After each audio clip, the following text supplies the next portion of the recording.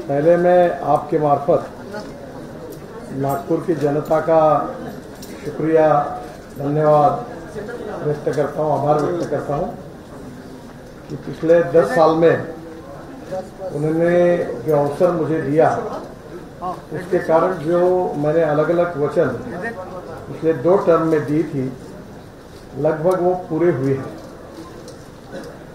नागपुर का ये जो वचननामा है, इसके लिए गिरीश जी, जयप्रकाश जी, इन्होंने मिलकर अपनी एक टीम बनाई थी और हमने आउटसोर्स करके लोगों से भी सुझाव मांगे थे और वो सुझाव लाकर ये वचननामा फाइनल हुआ।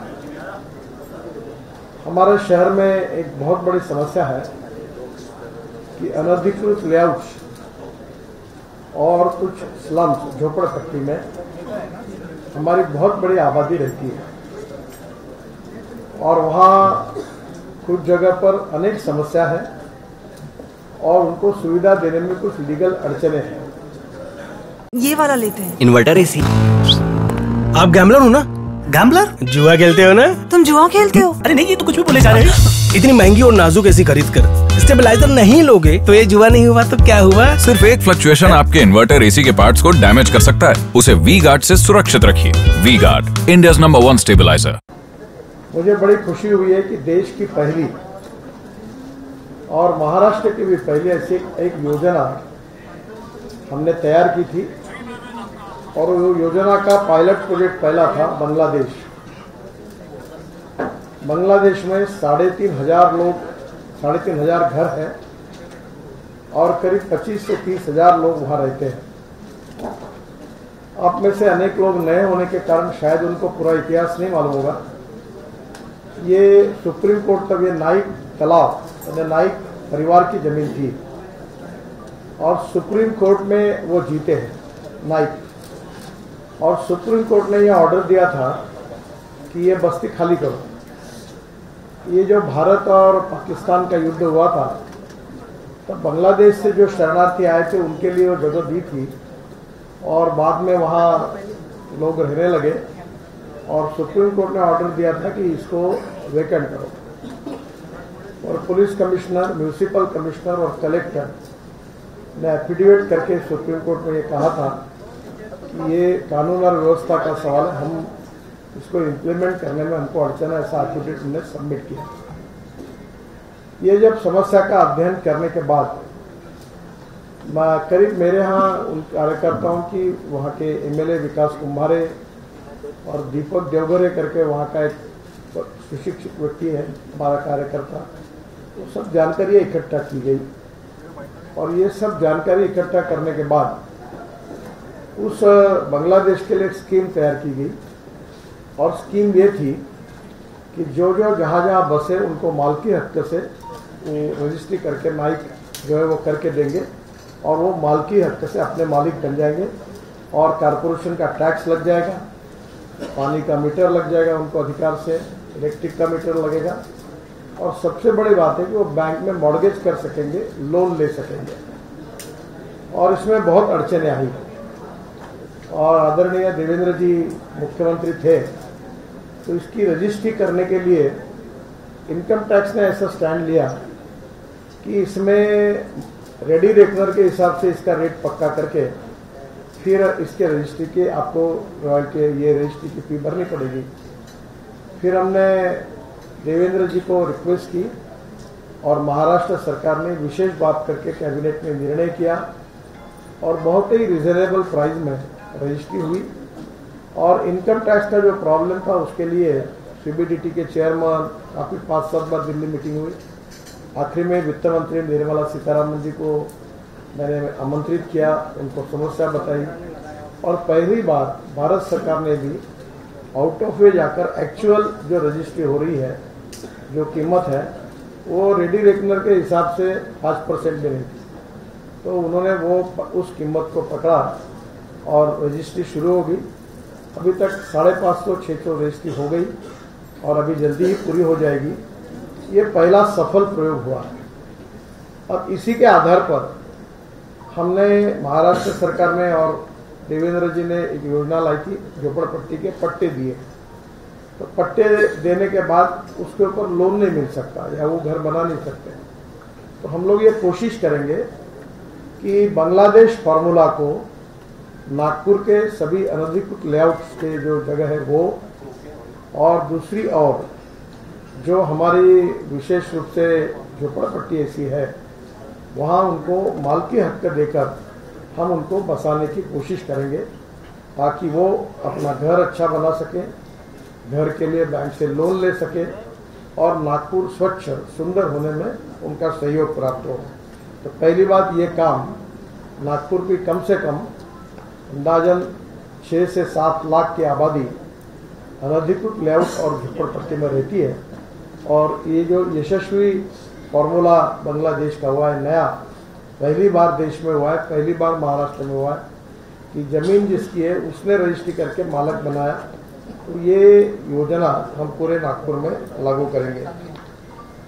जहाँ तक नागपुर में सुंदर, स्वच्छ और प्रदूषण मुक्त शहर बनाना, ये हमारी कोशिश है और इसलिए अलग अलग जगह पर ये अच्छा बनाने के लिए नागपुर में कम से कम हम लोग अभी कुछ बगीचे हैं, उन बगीचों में व्यायाम करने का साहित्य भी मुझे एक कंपनी ने CSR दिया था, तो मैंने भी उसमें से करीब 70-80 बगीचों में सीनियर सिटीजन के लिए साहित्य लगाया। तो ये बगीचे जिस स्टैंडर्ड के है उसमें नहीं है। तो हम ये कोशिश करेंगे कि नागपुर में कम से कम 100 अच्छे बगीचे जो सभी प्रकार से आकर्षण का केंद्र, वो लोग वहाँ जा सके, ऐसे कुछ बगीचों में सुधार करेंगे, कुछ नए निर्माण करेंगे और कुछ जगह प्लांटेशन करेंगे, ऐसे बगीचे बनाएंगे। एक बात बहुत नागपुर की समस्या हो रही है कि आजकल बड़े प्रमाण पर रोड पर पानीपुरी, भेलपुरी, समोसा, चाइनीज सब खाने के लिए लोग जाते हैं और ये संख्या बहुत बढ़ रही है। पोहा वाले के भी धंधे लाखों करोड़ों में होने लगे ताकि पोहा के, तो लोग वही खाते। हेल्थ और हाइजेनिक पॉइंट ऑफ व्यू अच्छा नहीं है। तो अभी इस समय हमारे डेवलपमेंट प्लान में ऐसी कोई प्रोविजन नहीं है कि जो हम लोग फ्रूट वेजिटेबल मार्केट्स, उसके साथ इस प्रकार का फूड मॉल तैयार करें। तो ऐसे भी कुछ योजना हमने तैयार की है। पहली बार उटाड़ा में एक ऐसा प्लान किया है कि जहाँ 25 रेस्टोरेंट और 3 बड़े बड़े हॉल जिसमें कम से कम 15,000 लोग एक समय खड़े होकर और उसी रेट में जो रोड पे खाते उसी रेट में मिले, और हॉकर्स जो है उनको भी इसकी व्यवस्था करें। और नागपुर में ऑलरेडी 7-8 मार्केट पे तो लगभग काम शुरू हो गया। लंदन स्ट्रीट में ये प्रोविजन हमने की है अलग अलग मार्केट्स की। फ्रूट वेजिटेबल मार्केट का एक स्पेशल पैकेज है। महाराष्ट्र सरकार से उसको 100 करोड़ का अनुदान भी मांगा है, शायद मिलेगा।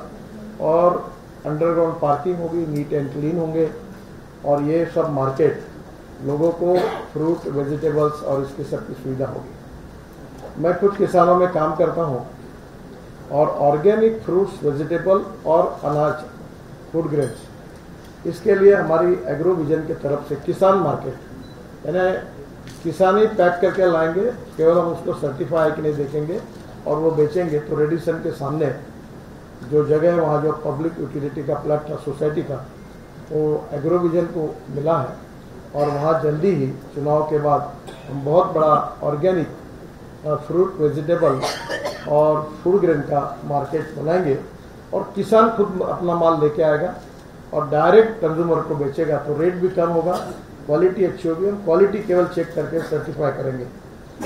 ये जो नागपुर में फ्रूट वेजिटेबल और फूड मॉल के करीब 50 मार्केट हम बना रहे हैं। आपको पता होगा कि होलसेल मार्केट गांधीबाग इतवारी में सेंट्रलाइज होने के कारण उसकी बहुत बड़ी समस्या है।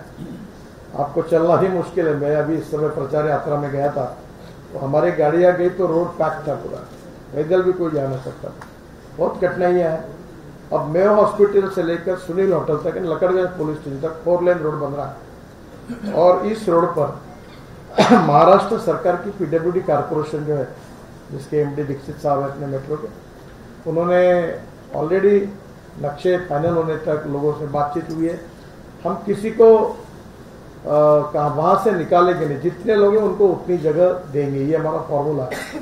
तो दही बाजार, पोहा बाजार, लोहा बाजार और जो गंगाराम जी के ऑफिस से जो मार्केट था वो, उसके पीछे में कारपोरेशन की स्कूल, और ऐसी छोटी छोटी 6 मार्केट्स हम वहाँ बना रहे हैं और वहीं के लोगों को वहीं एडजस्ट करेंगे। पार्किंग अंडरग्राउंड होगा। दूसरी और सबसे बड़ी समस्या थी होलसेल किराना मार्केट की, और हमने 47 एकड़ लैंड, ये जो किराना मार्केट जो है उसके लिए कलमनाग के बाजू में दी। उसका भूमि पूजन देवेंद्र जी और मैंने किया है।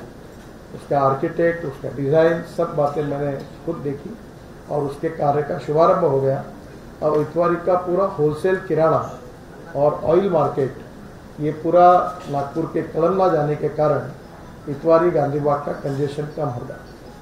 एक प्रपोजल है कि जो पुलिस स्टेशन है गांधीबाग का, ये पुलिस क्वार्टर्स है, उसमें हम लोग एक बहुत बड़ा कॉम्प्लेक्स बना रहे हैं और उसके साथ साथ वहाँ पार्किंग की सुविधा कर रहे हैं। करीब 300-350 कार, 500-700 स्कूटर्स, और उसके साथ पुलिस के क्वार्टर भी पूरे रहेंगे। और हम कल्याणेश्वर मंदिर का एक 91 करोड़ का प्लान बना है, वहाँ 8 क्वार्टर है, तो पुलिस को अच्छे क्वार्टर बना के देंगे। पुलिस के जो बच्चे हैं उनके लिए हेल्थ का लिए एक बड़ा जिम बना के देंगे और एक स्विमिंग टैंक वहाँ होगा, जिसका फ़ायदा वहाँ के गरीब, क्योंकि वो बड़ा कंजेस्टेड एरिया है, और पार्किंग होगा और कुछ कमर्शियल करके उससे रेस्टोरेंट तैयार करके उस पैसे से ये बनाने का प्लान है।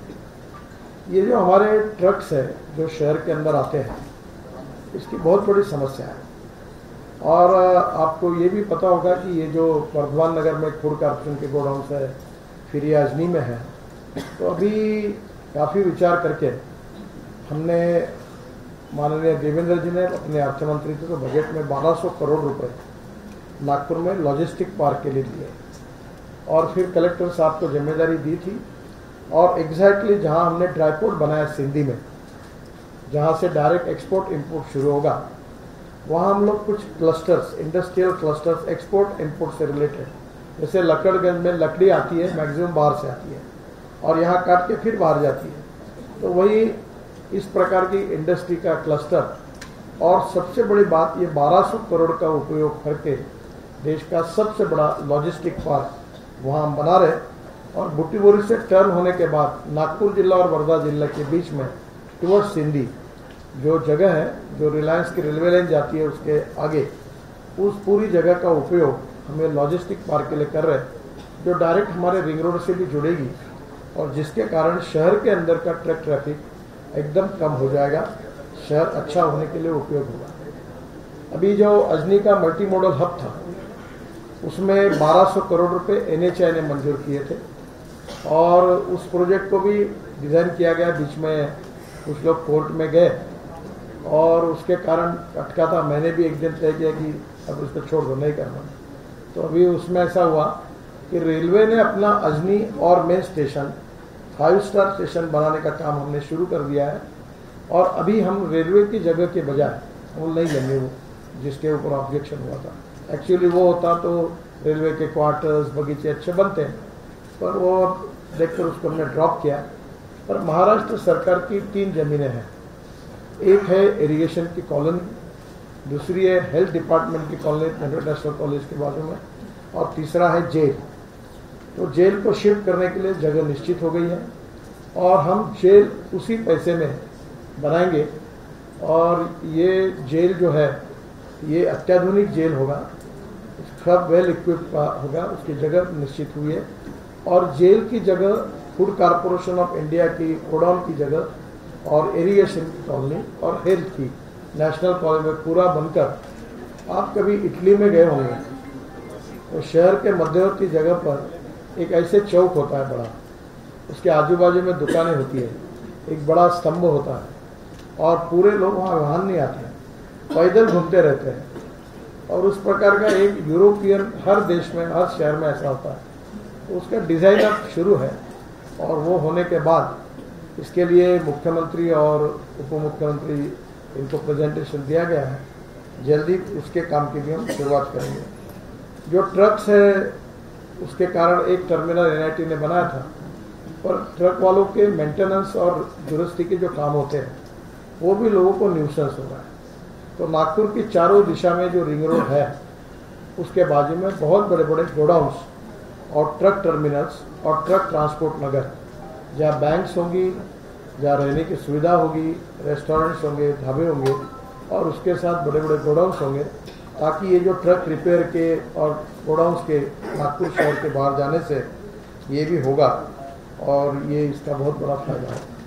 जो एजुकेशन हब है ये बहुत इम्पोर्टेंट है कि जिसका उल्लेख बहुत डिटेल में हुआ है कि हमारे यहाँ हमने भांडेवाड़ी में जो डंप यार्ड था उसकी जगह में, डंप यार्ड की जगह का वो इसका क्या आप पूछेंगे उसके पहले बता देता हूँ, हमने सॉलिड वेस्ट और लिक्विड वेस्ट की एक मैनेजमेंट की। वो मैनेजमेंट ऐसी थी कि लिक्विड वेस्ट जो है उसमें से अभी पूरा पानी हम लोग अभी उसको प्यूरिफाई नहीं कर पा रहे, वो मर्यादित है, 300 ml तक है और आने वाले समय में हमारे यहाँ करीब 800 ml पानी शहर में आता है। तो ये जो पानी का ये है देखते हुए अभी हमने ये तय किया है कि ये पानी को शुद्ध करके हम लोग कोराडी और खापरखेड़ा पावर प्रोजेक्ट को देते हैं और कोराडी और खापरखेड़ा को देने के बाद हम लोग जो पानी है वो एडिशनल पानी नाग नदी में छोड़ देते हैं। एक गंभीर समस्या है कि नाग नदी के जो पानी आता है जो हम लोग उसको छोड़ते हैं वो और जो ट्रीट नहीं होता वो पानी अंभोरा तक जाता है जहाँ 5 नदियों का संगम है और वहाँ पानी खराब कर देता है। तो प्रायोरिटी पर एक योजना तैयार की है कि हमारी नागपुर महानगर पालिका का जो एक्सेस वाटर है वो और जो पानी ट्रीट करेंगे वो उसके आधार पर हम लोग ये जो उमरेड रोड से टुवर्ड्स जो रेलवे लाइन जाती है, ये कुही तालुका का एरिया है, वहाँ इरिगेशन की स्कीम बनाएंगे जिसमें महानगर पालिका इंटरेस्ट लेगी और ये गंदा पानी पूरा उस तरह करीब 6000 हेक्टेयर के लिए सिंचाई के लिए देंगे। और अगर कुही में कोई बड़ा इंडस्ट्री है, बीच में प्रयास हुआ था कि रिफाइनरी आए और रिफाइनरी के लिए काफ़ी आगे तक हम गए थे, अभी तक उसमें यश मिला नहीं है। अगर वो कोई आता है तो उनको जो पानी लगेगा इंडस्ट्रियल उसके लिए पूरा हम कुही के एमआईडीसी को देंगे, पर उसमें अभी तक कोई इंडस्ट्री अभी तक नहीं आ पाई। तो ये पानी इरिगेशन को जाएगा, आगे जितना बढ़ता जाएगा वो कुही में इंडस्ट्रियल क्लस्टर डेवलप होगा, वहाँ जाएगा। अब ये जो कचरा था, ये कचरा नागपुर शहर का उठाने के लिए हम 500 रुपये टन, 250 रुपये टन टिपिंग फी देते थे। अभी हमको ये कचरा उठाने की फी देने के बजाय महानगर पालिका को 50 रुपये टन मिल रहा है। ये जो 50 रुपये टन जो मिल रहा है इसका कारण एक नीदरलैंड की कंपनी आई है, वो कचरे को सेग्रीगेट करेगी, ग्लास, मेटल और प्लास्टिक, उसका रिसाइकलिंग करेगी और जो एग्रीगेट है वो कंस्ट्रक्शन के काम में आएगा और जो ऑर्गेनिक है वो बायोडाइजेस्टर में डालकर वो सेग्रीगेट करने के बाद उससे वो सीएनजी और एलएनजी तैयार करेंगे 28 टन पर डे। और ये हमारे नागपुर के लिए बहुत बड़ा वरदान होगा। ये आपको पता है कि एक बैद्यनाथ ने एलएनजी पंप डाला है रिंग रोड पर, फिर अभी उन्होंने 3-4 पंप अलग अलग जगह पर डाल रहे हैं। यहाँ कामठी रोड पर कौस्तुभ गुप्ता है, उन्होंने सीएनजी के पंप डाले हैं। नागपुर में पाइपलाइन से सीएनजी आने वाला है। इसकी विशेषता ये है कि 100 रुपये का डीजल जहाँ लगता है वहाँ 50 रुपये का सीएनजी लगता है, इतना ही। और इसलिए मारुति सुजुकी कंपनी ने मुझे बताया कि नागपुर में उनका सेल सीएनजी व्हीकल का बहुत बड़ा है और विशेष रूप से जहाँ जहाँ ये पंप अवेलेबल है लोग इलेक्ट्रिक सीएनजी इसका उपयोग कर रहे हैं, तो ये विशेष रूप से नागपुर में बनेगा। सबसे इम्पोर्टेंट चीज़ है रोजगार।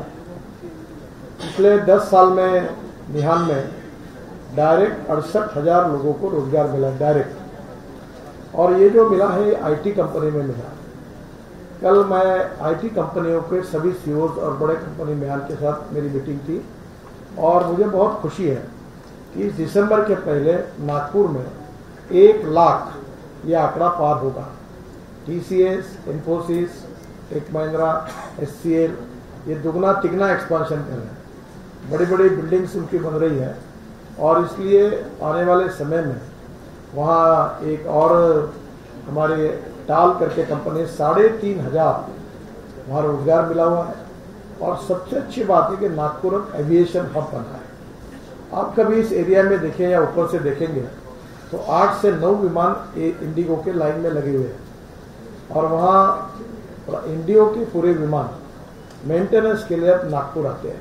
पहले दुबई जाते थे, सिंगापुर जाते थे, एक नई इंडस्ट्री डेवलप हुई है।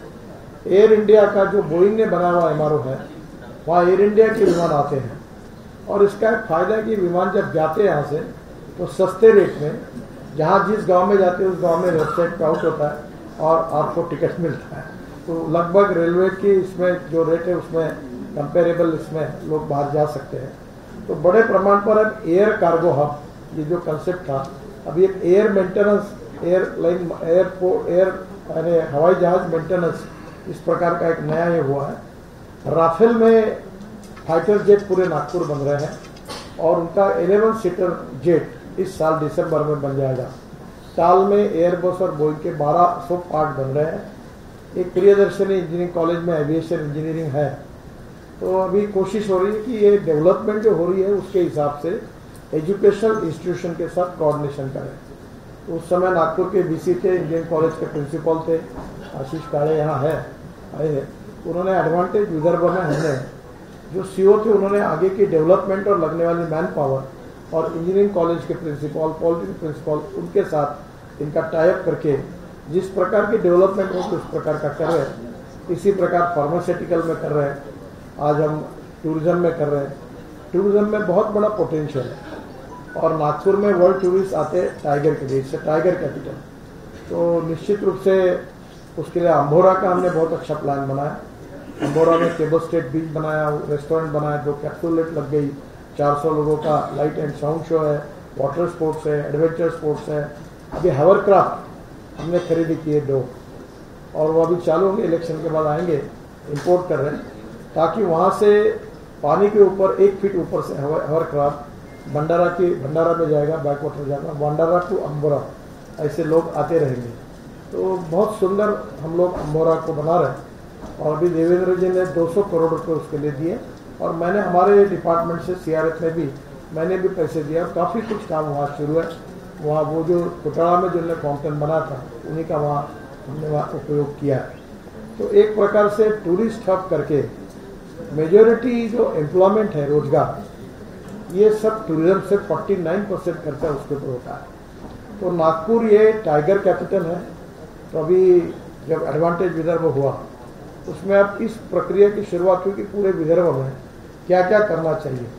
जो टेक महिंद्रा के चेयरमैन थे KP गुरवानी, अभी वो महिंद्रा रिसोर्ट के बने, उनको मैंने हमारे लोगों के साथ अम्बोरा भेजा, उमरेड भेजा और वो महिंद्रा का रिसोर्ट अब यहाँ डाल रहे हैं।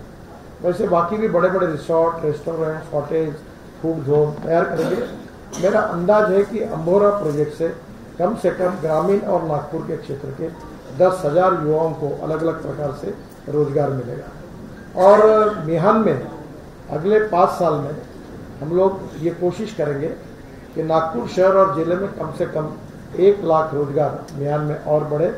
और इसके साथ विदर्भ में, क्योंकि अक्सर मुझे लोग जब ये सब बात नागपुर की आप अच्छी तरह बताते हो तो विदर्भ के सब लोगों के नाराजगी के फ़ोन आते हैं और मुझे पूछते कि आप नागपुर की है क्या, हमारा कोई संबंध नहीं। तो अभी इस बार हमने खासदार उद्योग महोत्सव के बजाय उसका नाम एडवांटेज विदर्भ कर दिया, क्योंकि विदर्भ का विकास होना ही उतना ही हमको प्रिय है। तो वहाँ भी हमने इस बार ये कोशिश की है कि विदर्भ में 5 लाख और नागपुर शहर में 1 लाख और नागपुर जिले में 1 लाख, ऐसा मिलाकर हम ये टारगेट 5 साल में पूरा करेंगे। और इसके लिए बहुत अच्छा प्लानिंग, कोल से क्या करना, टूरिज्म में क्या करना, मैग्नीज में क्या करना, ये सब बातों का डिटेल ये अभी इसमें तो देना संभव नहीं हुआ और ये सब उसमें एडवांटेज विदर्भ ये इसके लिए कैटलिस्ट करके काम कर रहा है। एक नागपुर की वाटर सिस्टम है, उसमें भी 89 हमने टैंक्स बनाए और सिस्टम को सुधारा। बहुत जगह नागपुर उस समय खोदा जा रहा है क्योंकि हम पाइपलाइन डाल रहे हैं। तो नेचुरली नागपुर में पाइपलाइन डालकर हम लोग बड़े प्रमाण पर जो अनधिकृत लेआउट से जहाँ टैंकर से पानी पुरोठा करना पड़ता है, काफ़ी टैंकर बंद हो गए। और अभी हमने हमारे यहाँ जो कंपनी का पूरा स्क्रीन पर एक पूरा ये तैयार है कि कहाँ कितना पानी जा रहा, कहाँ कम है। तो जल्दी ही हम ये कोशिश करेंगे। अभी नागपुर में 60 से 70% लोगों को करीब 20-24 घंटे तक पानी है, और अभी बाकी जगह नहीं है। तो 6 महीने में ये प्रोजेक्ट पूरा करे, पाइपलाइन पूरी करे, और 79 पानी की टंकियाँ हमने बनाई हैं और 10 टंकियों का काम चल रहा है, और करीब 7 टंकियाँ ऐसी है जिसमें 2 टंकियों को जगह नहीं मिली है और 5 टंकियों के टेंडर निकालने के हैं।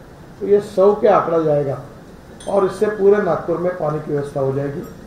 पानी में हमारे यहाँ सबसे अच्छी बात हुई कि कनान का हमारे जो पानी है उसका एक्सपांशन हमने भंडारा बनाया, तो वहाँ से हमको 150 mld पानी मिलता है। जो पानी सबसे इम्पोर्टेंट काम हुआ कि तोतलाडोह में पावर जनरेट होती है और वो पानी आता है पेंच में, और पेंच का पानी आता है पाइपलाइन से नागपुर महानगर पालिका लेती है।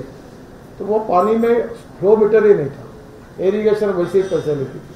अब फ्लो मीटर हमने लगाया और पेंच से लेकर गोरेवाड़ा तक हमने 1300 करोड़ खर्चा करके पाइपलाइन डाली। तो पानी जो वेस्ट होता था वो भी होना बंद हो गया। और सबसे इम्पोर्टेंट चीज़ है कि जो गंदा पानी है वो कोराड़ी खापरखेड़ा को देने के कारण 300 mld उनका रिजर्वेशन कम हुआ, और जिसके कारण अब आने वाले 2070 तक नागपुर में पानी की कोई दिक्कत नहीं है। और सबसे अच्छी बात है कि ये जो 300 mld पानी हमने दिया उसके कारण पेंच में से अब मौदा और रामटेक ये तालुका में जो किसान चिल्लाते थे, जिसके ऊपर जायसवाल जी बार बार कहते थे ये वो समस्या सॉल्व हो गई। अब टेल एंड तक इरिगेशन का पानी भी वहाँ जा रहा है। एक इम्पॉर्टेंट चीज़ नागपुर में यह है, जो एयरपोर्ट है हमने संकल्प किया था और दोनों जाहिरनामा में उसका उल्लेख था। पिछले 3 साल से सुप्रीम कोर्ट ने उसके ऊपर स्टे दिया हुआ है, और वो उसके डिटेल मेरे पास है। तो हम उम्मीद कर रहे हैं कि जल्दी वो क्लियर करें, एक तो रिजेक्ट करें या अप्रूव करें, ताकि हम आगे जा पाए। और वो एयरपोर्ट होने के बाद हम लोगों के लिए वहाँ मॉल्स बन रहे, काफ़ी बड़ा प्लान है इंटरनेशनल एयरपोर्ट का। और उसके साथ साथ एयरपोर्ट के साथ सब स्टेशन अच्छे हो गए।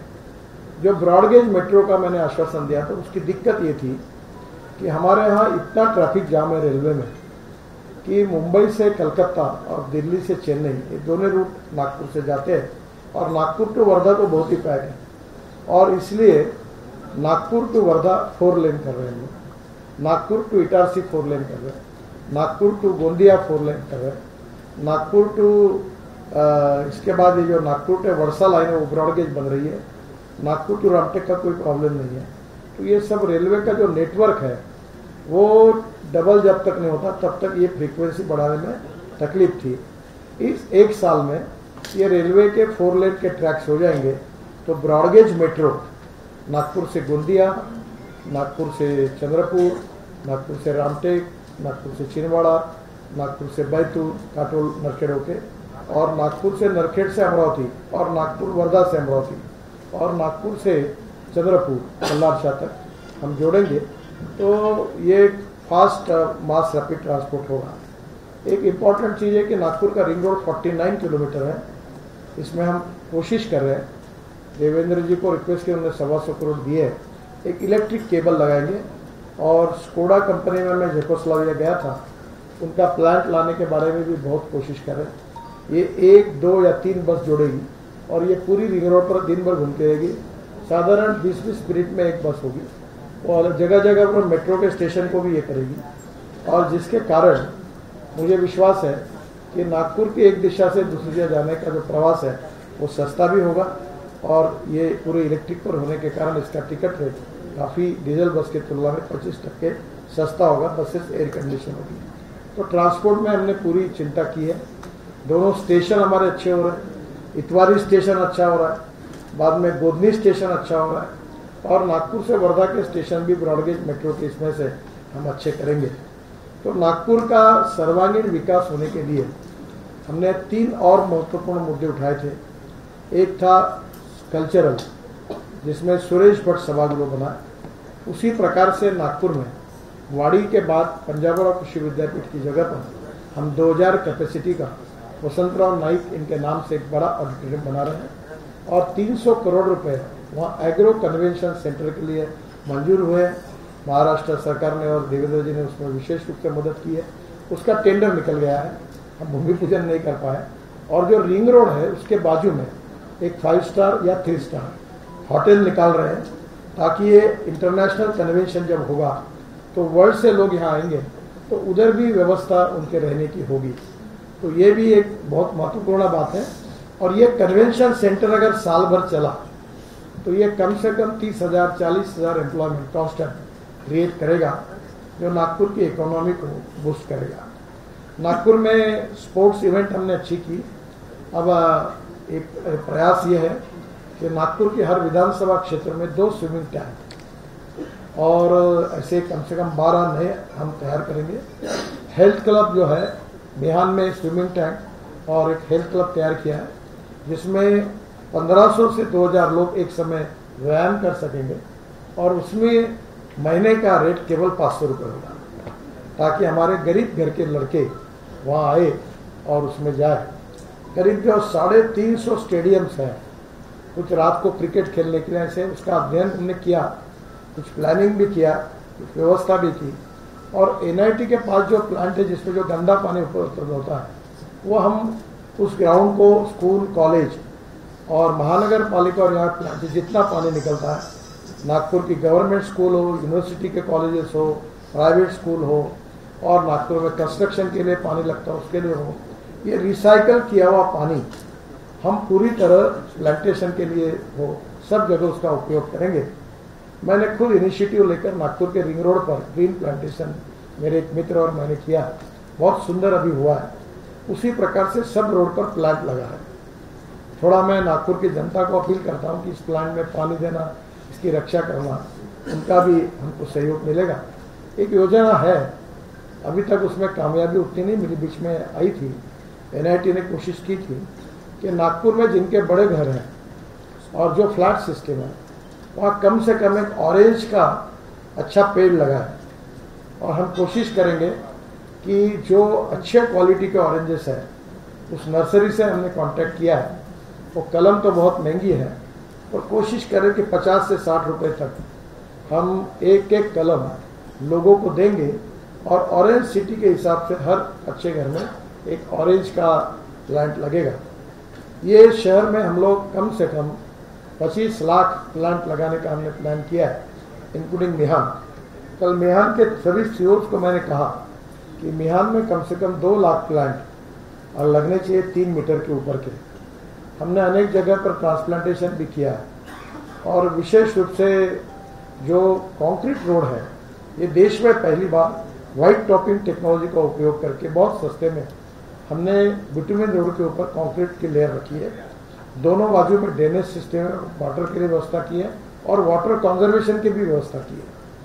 और ये बहुत लोग चर्चा करते हैं कि कंक्रीट रोड क्यों बनाते हैं, इससे तो तापमान बढ़ता है। प्रॉब्लम है कि नागपुर ये ब्लैक कॉटन सॉइल है और यहाँ डांबर के रास्ते 1 साल भी टिकते हैं, फिर बरसात में रास्ते खराब होते हैं, फिर आप लोग फोटो छापते हैं कि क्या हो रहा है। इधर कंक्रीट के बना है तो उस पर भी आप लेख लिखते हैं कि टेम्परेचर बढ़ रहा है, और कुछ लोग ऐसी बेबुनियाद बातें करते हैं कि इसके कारण हुआ।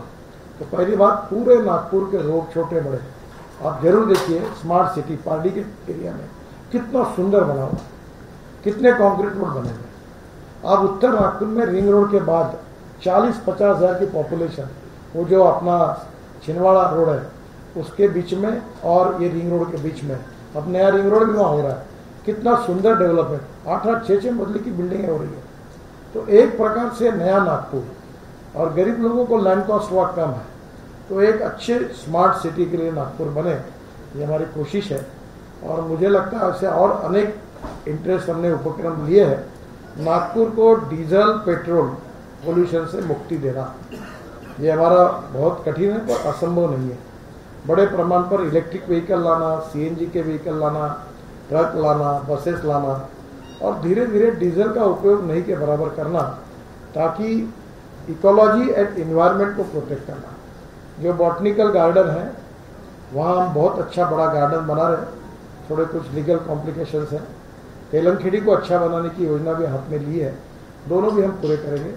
म्यूजिकल फाउंटेन का अभी हाईकोर्ट में निर्णय फेवर में था, सुप्रीम कोर्ट ने स्टे दिया, केस लगेगी, वो क्लियर होने के बाद वहाँ जो गंदा पानी केलमखेड़ी के जाता है उसके कीड़ों ने केबल खा ली, जिसके कारण 6 करोड़ का नुकसान हुआ।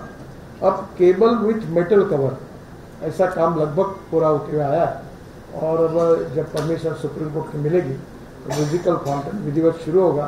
तब तक ट्रायल इसमें ही लाखों लोगों ने म्यूजिकल फाउंटेन का आनंद लिया है।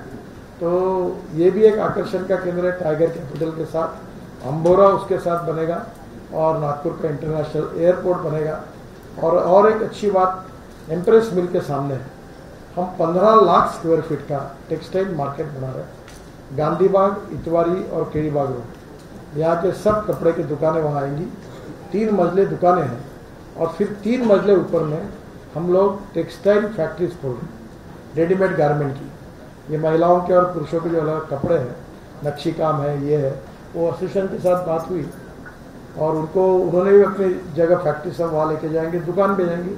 और इसमें से 10,000 पूर्व नागपुर में मोमिनपुरा, महाल, इतवारी, गांधीबाग, ये जो एरिया में महिलाएं अलग अलग प्रकार की काम करती है, उनको इसमें रोजगार मिलेगा। और इसलिए सांस्कृतिक महोत्सव में आपके सहयोग से आपने देखा होगा कि हमने मेहंदी लगाने का कार्यक्रम किया। 20 रुपये जिसने लगाई मेहंदी उसने दिए, 80 रुपये हमने दिए। 36,000 महिलाओं ने मेहंदी लगाई और 370 महिला है। मुझे इसलिए मालूम हुआ कि कल वो महिलाओं की मीटिंग हुई तो उसमें करीब 150 महिला बुर्खा पहनी हुई। तो ये 370 महिला में से 90% महिला दलित और मुस्लिम समाज की थी और उनको मेहंदी की ये कला सीखने से उनको रोजगार मिला। तो अभी वो हमारी धोटे जो है वो अभी विदेशों में जा रही महिलाओं को लेके, तो मैंने उसको बोला कि मेहंदी निकालने का एक स्किल डेवलपमेंट ट्रेनिंग कॉलेज उसको खोलने के लिए मदद कर रहे हैं ताकि ये कला बढ़े। तो अब ऐसे बहुत सी बातें हैं कि नागपुर में अलग अलग लोगों को रोजगार कैसे मिले।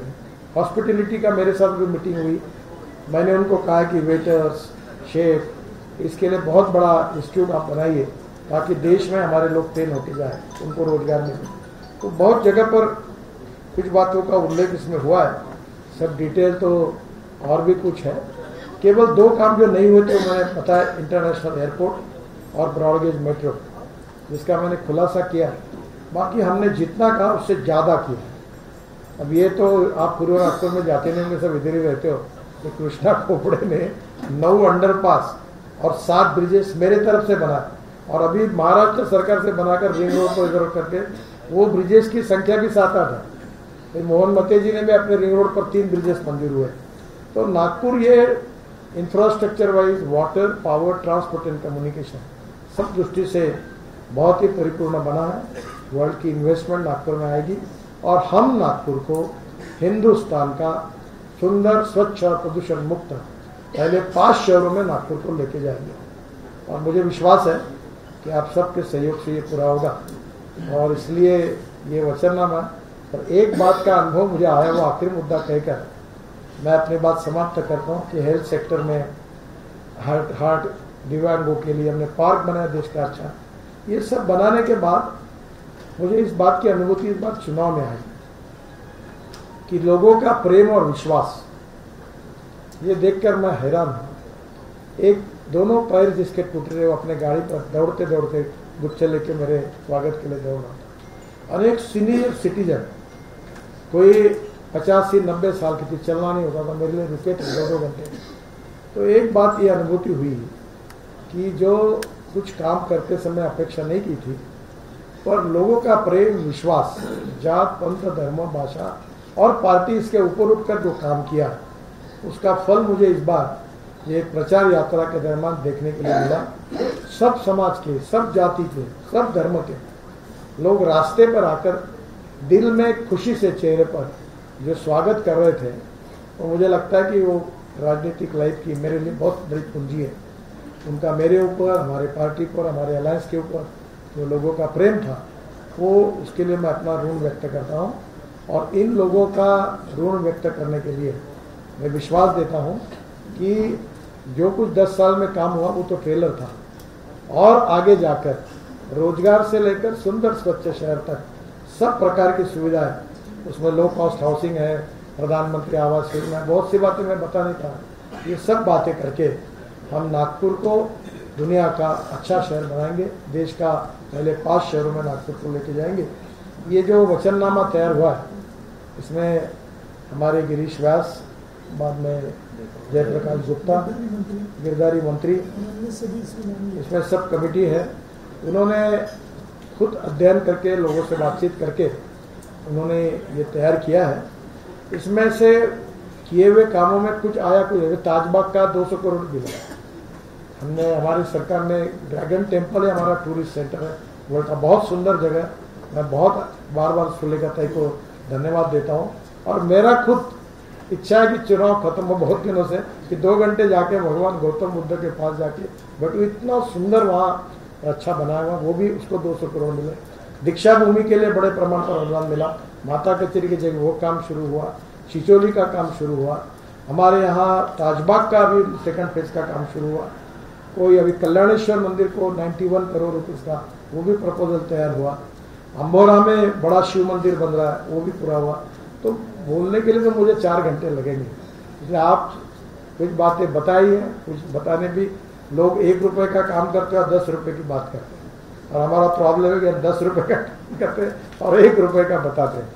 खैर, आप लोगों का प्रेम है, ये बहुत अच्छे जनता के सुझाव लेकर ये दिया है, और ये पूरे अगले 5 साल में हम पूरे करेंगे।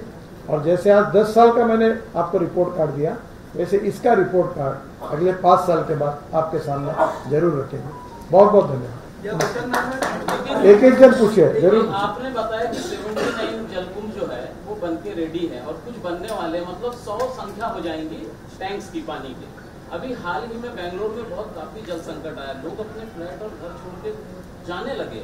दैनिक भास्कर, बड़े बड़े अखबारों में भी रिपोर्ट आई है। इसी तरह से कल पूना के भी कुछ हाल हो गए। नागपुर को आप देखते हैं, नागपुर को विश्व स्तर का एक शहर बनाने की बात हमेशा करते हो, किया भी आपने, लेकिन आने वाले 25 सालों तक नागपुर को इस तरह की कोई त्रासदी ना। सर, मैं आपको गारंटी देता हूँ, गारंटी ऐसी 100% पक्के देता हूँ कि आज से 25 साल न नागपुर शहर में कभी पानी की दिक्कत आएगी न समस्या आएगी।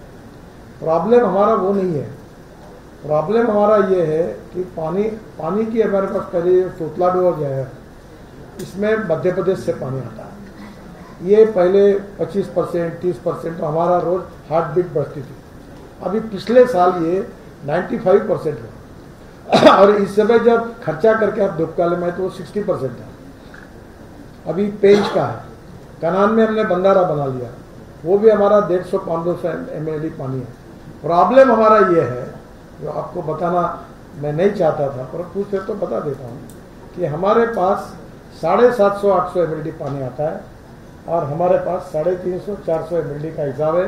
400 ml पानी कहाँ घुस रहा है, किसके यहाँ जा रहा है, इसका आपको पता ही नहीं। This is a problem.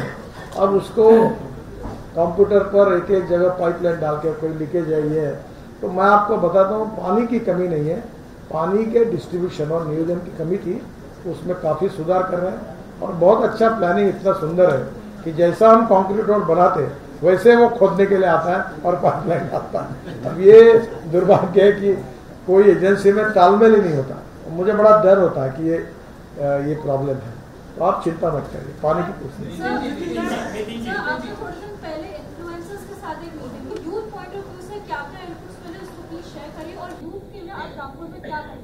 युवाओं के लिए एजुकेशन और रोजगार।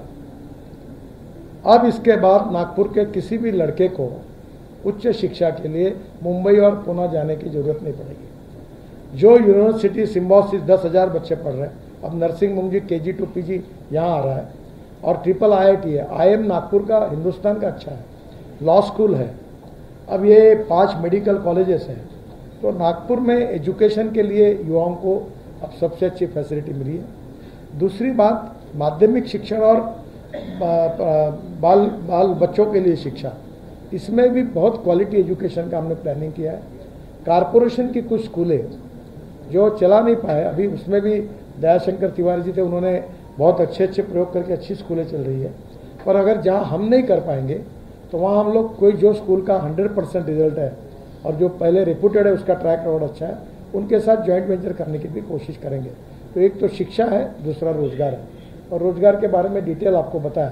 तीसरी बात, पूना, मुंबई, बेंगलोर, हैदराबाद जो लोग गए थे वो धीरे धीरे अब नागपुर आना शुरू हुआ है, और नागपुर में जो नए लोग हुए उनको रोजगार के लिए बाहर जाने की जरूरत नहीं है। परिसर में जब पब्लिक ओपिनियन दी जाती है तो आप सबसे पहली चॉइस है, 70% लोग आपके व्यवस्था। हाँ, मोमिनपुरा में। अरे आपके मुंह में घी शक्कर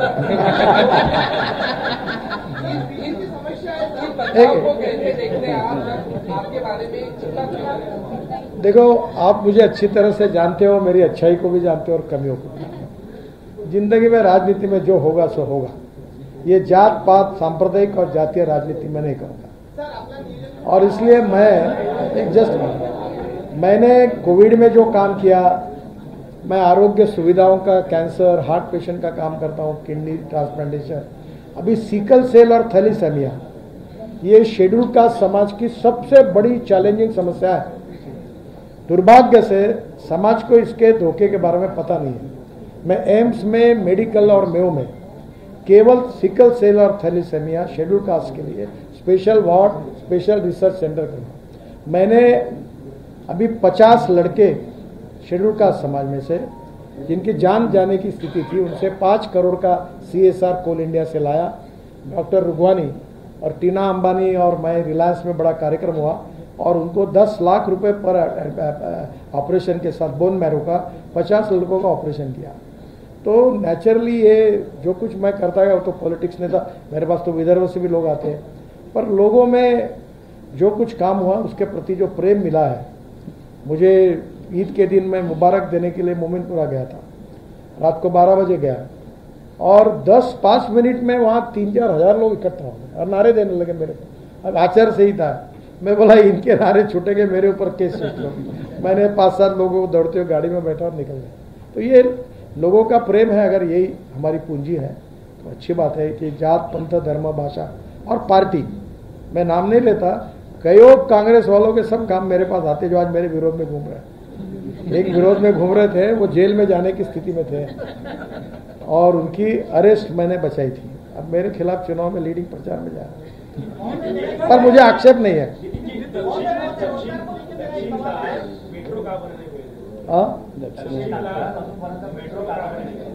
नहीं आए ने वो ऐसा है कि सब जगह मेट्रो नहीं जा सकती। मेट्रो का खर्चा पर किलोमीटर 325 करोड़ नागपुर का है।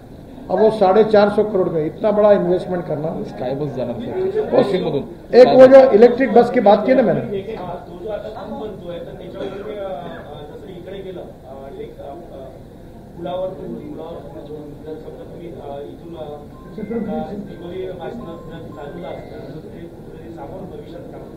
ओव्हरब्रिजमुळे ती बस जाऊ शकणार नाही असं काय?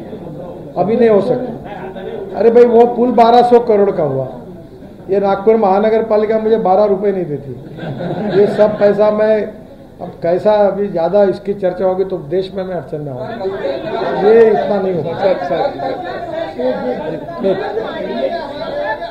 आपकी भी एक पार्टी बन गई क्या?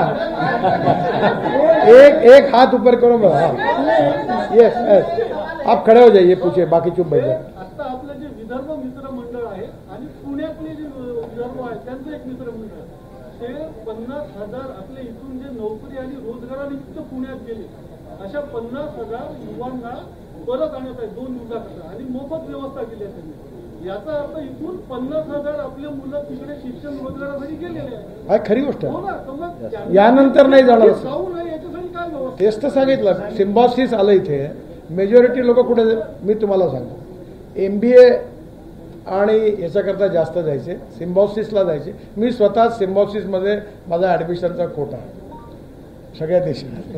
मीच नागपूरच्या मुलांना लाईनीने सिम्बॉसिसमध्ये ॲडमिशन करून दिले। आता ते सगळे आता नागपूरला करायला आपण करतो, इथे करतात, त्यामुळे आता जाणार नाही। एक आर्टिकल छपा है रोजगार को देखिए कि पिछले 15 वर्षों में विदर्भ में एक भी इन्वेस्टमेंट नहीं आया है। 1996 का इंदोरामा छोड़ दिया गया तो नागपुर में एक भी इन्वेस्टमेंट नहीं आया, ऐसा कहना है उनका। तो आप अब उस व्यक्ति को मैं नमस्कार करता हूँ। अभी 450 करोड़ यहाँ ये जो अपना मदर डेयरी का प्रोजेक्ट का काम शुरू हुआ है, 40 लाख लीटर दूध पर डे करेंगे, कम से कम 10 लाख किसानों का दूध लेंगे और यहाँ से पूरा वर्ल्ड में एक्सपोर्ट करेंगे, जिसका विदर्भ के इकोनॉमी को फायदा होगा। अब ऐसे बहुत से यूनिट आए हैं, खुले हैं। अब आप इस पर वो कोई कुछ लिखता है तो उसमें क्या करें? देखो, आप इतने एक जगह बोलेंगे तो मैं प्रेस कॉन्फ्रेंस खत्म करके आपका आभार मान के जाऊंगा। आप एक एक जन हाथ ऊपर करिए, मैं बताऊं। हाँ बोलो, आपने पूछा है प्रश्न, आप पूछिए। एक मिनट। सर, पार्टी एरिया का पुलिया जो है अभी तक बना नहीं, 10 साल हो गया, वहाँ के बहुत सारे नागरिक जो है नाराज, उसके बारे में आप क्या कहेंगे? 70-80% पुल का रिलीफ मिल गया, आधा पुल इनॉग्रेट हो गया है, बाकी का पुल मैक्सिमम जून तक पूरा हो गया, ओपन हो गया। विकास के बारे में अभी पता है, आपका विकास पुरुष है, लेकिन नागपुर के आप सांसद रहे हैं, अभी चुनाव में होने का है, मूलभूत सुविधाएं जो जनता की है नागपुर की, जैसे पानी, बिजली, इनके बिल आसमान छू रहे हैं, क्या कहेंगे? देखिए, नागपुर में नाग नदी पर 2400 करोड़ रुपए का प्रोजेक्ट मंजूर हुआ है। इस प्रोजेक्ट में 3 विधानसभा क्षेत्र, पूर्व नागपुर, मध्य नागपुर और पश्चिम नागपुर, इस क्षेत्र के पूरी ड्रेनेज सिस्टम नहीं बन रही है। और महानगर पालिका को यह सही बात है कि अपनी ड्रेनेज सिस्टम उतनी अच्छी नहीं है, और महानगर पालिका अपने पैसे से बाकी 3 विधानसभा क्षेत्र में कर रही, और 6 जगह पर बहुत अच्छी सिस्टम हम लोग करेंगे, जिससे ये पूरा अच्छा होगा। नाग नदी के नीचे में पाइपलाइन डालकर ये ड्रेनेज का पानी पूरा भांडेवाड़ी जाएगा, और ये काम अब लगभग 2-3 महीने में शुरू हो जाएगा। ये ड्रेनेज का भी प्लानिंग किया है, ड्रिंकिंग वाटर का भी किया है, और बरसात में जो पानी जगह जगह पे आता है उसमें भी हम लोग अध्ययन करके उसको भी सॉल्व करेंगे। हाँ, एक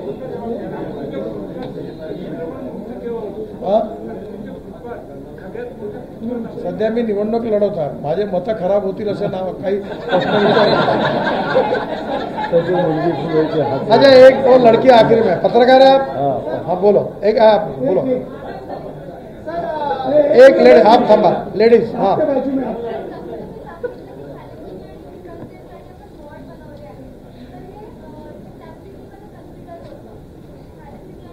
नाही, मी बर्ड हे होत नाही कन्सिडर, ते जे त्याची डेफिनेशन वेगळी आहे आणि त्याच्यात सिकल सेल आणि थॅलिसेमिया कव्हर होत नाही।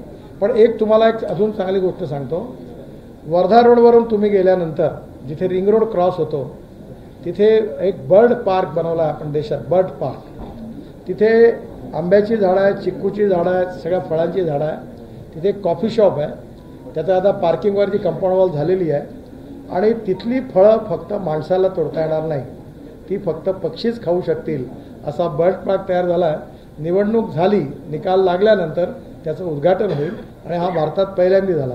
दिव्यांग पार्क, याच्यात touch therapy, smell therapy, water therapy, international स्टँडर्डचे इक्विपमेंट आहे, तुम्ही एकदा बघायला जा।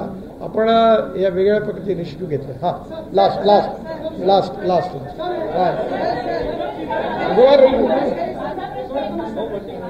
हां बोला।